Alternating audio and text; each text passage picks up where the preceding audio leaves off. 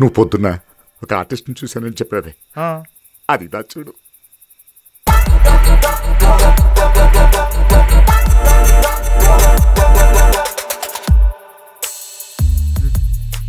అడుగు.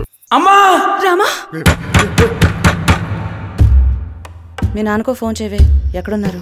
ఏడే మన భుజంగా కనబట్లేదు. అమ్మా అమ్మా, నాన్న ఎక్కడమ్మా? ఆయన ఎక్కడుంటారో శివగాడికి తెలుసు. సార్ పొరపాటు జరిగిపోయింది సార్. 1 కాదు 2. ఎవరికి తెలియకుండా కాపాడు.